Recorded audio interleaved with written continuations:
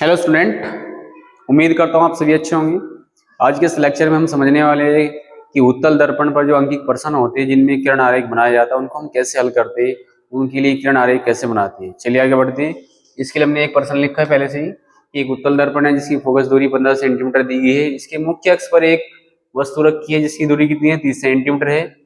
हमें क्या करना है, प्रतिबिंब की स्थिति ज्ञात करनी है और उसके बाद उसका किरण आरेख तैयार करना है। चलिए हम शुरू करते हैं। सबसे पहले जो आपको प्रॉब्लम में दिया गया वो लिख लेते हैं। क्या दिया है आपको? उत्तल दर्पण की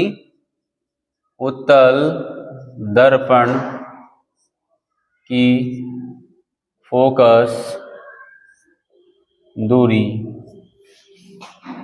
F बराबर कितनी है भाई? 15 सेंटीमीटर। क्योंकि उत्तल दर्पण की फोकस दूरी कैसी होती है? प्लस की होती है। F का मान कैसा होएगा? प्लस का। वस्तु की दूरी कितनी है भाई? वस्तु की दूरी कितनी है? U 30 centimetre. वस्तु की दूरी हमेशा कैसी होती है? माइनस की। प्रतिबिंब की स्थिति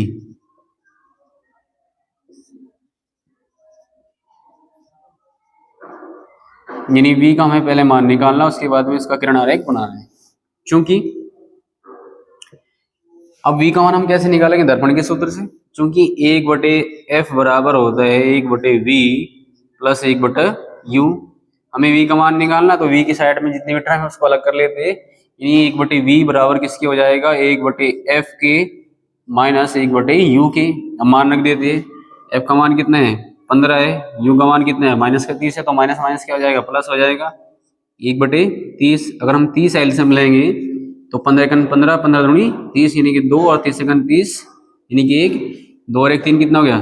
3 हो गया। 3/30 या 1/10। इसका मतलब क्या है कि F का V का मान कितना आ गया? V का मान आ गया प्लस 10 सेंटीमीटर।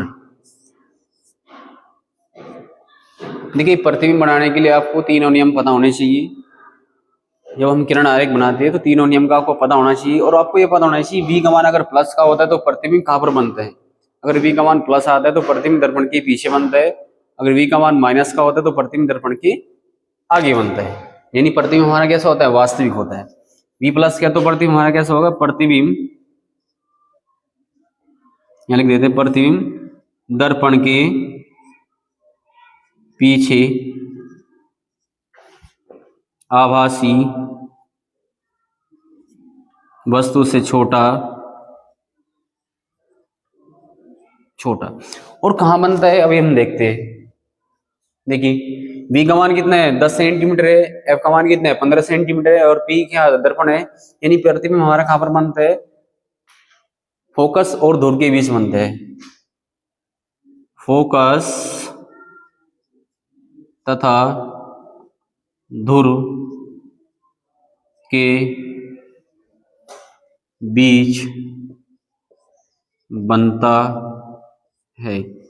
ये तीनों मान हमने यहीं से पता लगा लिया। देखो, V का मान कितना है? 10 सेंटीमीटर है, यानी प्रतिबिंब दर्पण के पीछे है।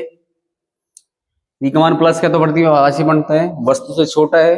और V किसके बीच में लाई कर रहे हैं? F के बीच में, यानी फोकस और धुर के बीच में बनता है। अब हम इसका जो है किरण आरेख बना लेते हैं। तो किरण आरेख बनाने के लिए हम क्या करते हैं? सबसे पहले अवतल दर्पण खींच लेते हैं। अवतल दर्पण को बना लेते हैं। मान लेते हैं हमारे पास एक अवतल दर्पण है और ये इसकी मुख्य अक्ष है, ये इसका वक्रता केंद्र C है, ये इसका मुख्य फोकस कैपिटल F है और ये दर्पण का धुर P है। और वस्तु जो है दर्पण की धुर से 30 सेंटीमीटर की दूरी पर रखी है। माना यहाँ से यहाँ तक की दूरी कितनी है? 30 सेंटीमीटर है। और ये दर्पण की फोकस दूरी है F कितनी है? 15 सेंटीमीटर। ये सभी आपको चित्र में दिखाना कंपलसरी है। यहाँ पर एक ये वस्तु रखी है। अब किरण खींचने के लिए हमें पता है कि प्रतिबिंब कहाँ पर बनेगा? P और F के बीच में बनेगा। किरण खींचने के लिए 3 नियम होते हैं। 3 नियमों में से 2 को अप्लाई करना है। अब देखिए, जो मुख्य फोकस से होकर जाने वाली प्रकाश किरण है वो नियम अप्लाई नहीं होगा। केवल क्या होगा? एक जो मुख्य अक्ष के समांतर चलती है और दर्पण से परावर्तन के पश्चात क्या होती है? मुख्य फोकस से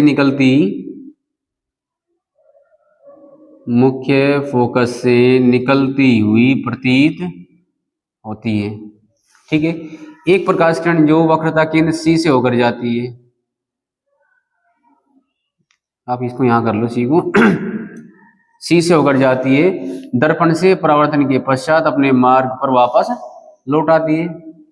अब देखिए दोनों प्रकाश किरणें एक दूसरे को कहाँ कट कर रही है, यहाँ पर कट कर रही है, इस बिंदु पर कट कर रही है। ये बिंदु क्या होते हैं, आई डैश हो जाता है, आई डैश। अगर हम वस्तु का नाम लिखे ओ डैश, ओ डैश, तो ओ डैश आई डैश, यानी आई डैश जो होता है ओ डैश का प्रतिबिंब बनता है। यानी देखो दोनों प्रकाश किरणें एक दूसरे को कहाँ पर कट कर रही है, दोनों प्रकाश किरणें एक दूसरे को दर्पण की धुर और फोकस के बीच में कट कर रही है। यानी प्रतिबिंब कहाँ पर बनता है, धुर और फोकस के बीच में बनता है।